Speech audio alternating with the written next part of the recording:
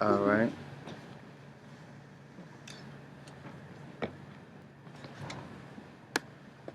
So you guys are live right now. I'm just positioning the camera to make sure that we got.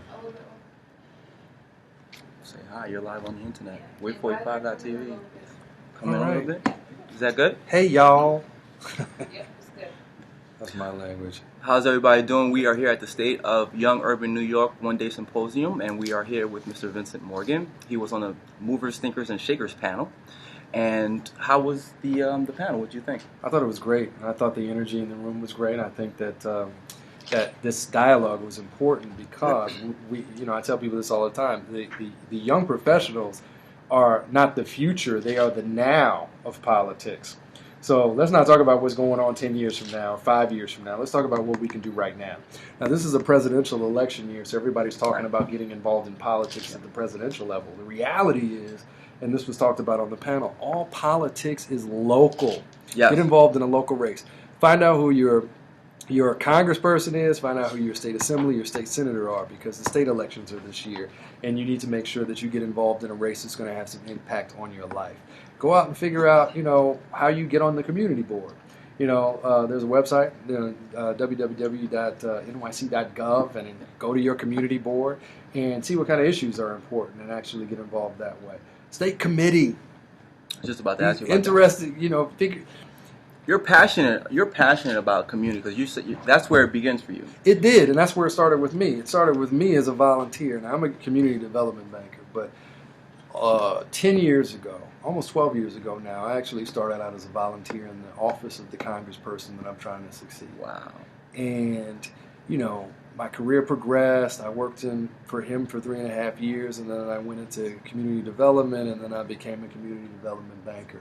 And when taking stock of my career and what my passions were, it always went back to the simple working in an office doing constituent work. You never know where your career is going to take you, but everything is set out, if you're taking advantage of the opportunities and the experiences. So don't think you're going to start out as a banker and then end up here. You can't plan it out that way. Right. You should just be open up to where it's going to lead you. So did I ever think I was going to run for office? 10 years ago, I would have told you no. Mm-hmm. But I found that I had a passion for public service that really started out with doing the job of sitting across the table from somebody and helping them figure out how to solve their problem. And that was like simple problems from people that came in because, we'd have seniors that would come in and they lost their Social Security check. And how do I get my Social Security check? Right. But the impact of that Social Security check being lost means that there won't be medicine for that senior. There won't be food for that senior, that week. So helping them was a godsend to them. And that type of instant gratification and feedback because you help somebody was addictive to me.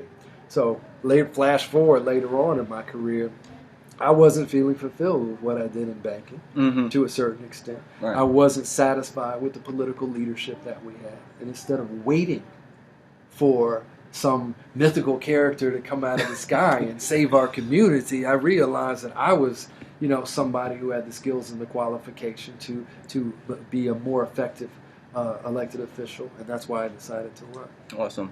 Let's talk about Occupy Wall Street, because you were talking about that on the panel. You said that they're having the dialogue, which is important. What are your thoughts on that, if you could expound on that for us?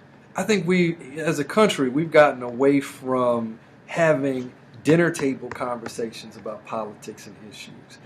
Forget these big movements for a second. Let's talk about what we can do with our families to engage and have a conversation about what's important to us. When we walk out on the street in our neighborhoods every day, from litter to, the high school dropout rate to unemployment to, economic development, what buildings are going up in your immediate area, all of these things touch us.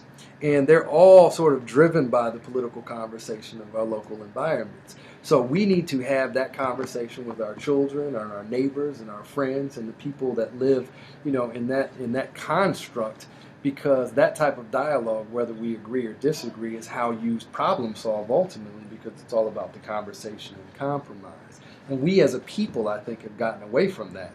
And in the bigger sense, Occupy Wall Street represents an opportunity for people to come together and collectively say, we don't like what's going on in these different segments of society. We don't like that Wall Street has gotten a pass on the debacle that they put this country into. We don't like that the unemployment rate is this high in the United States of America, and we want elected officials to actually address that.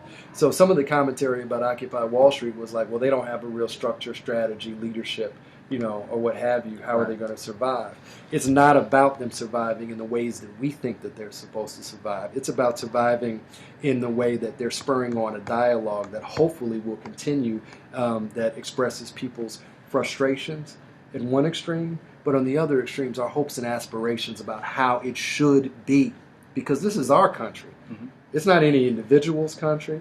It's not the elected officials' country. We put them in office to do a job for us. And it's incumbent upon us to actually make sure we're challenging them consistently as a group to live up to their responsibility to people.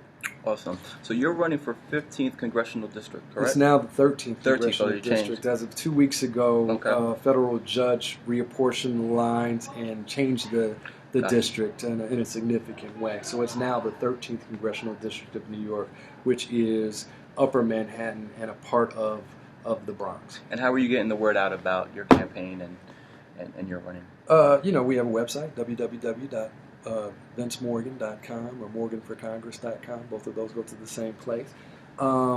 We are doing it the old-fashioned way. We're pressing the flesh on the streets. I have, I've got a team of volunteers. We're out every day, actually, shaking hands and greeting people and making sure that they sort of know that we're connected to them, physically. And I think most people like, the feeling of understanding that they may be voting for somebody that they met.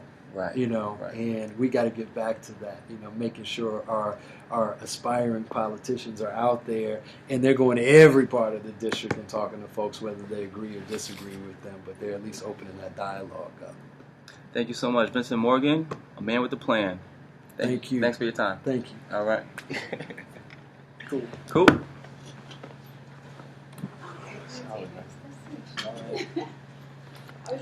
Okay. Okay. We'll be back in a couple seconds, folks.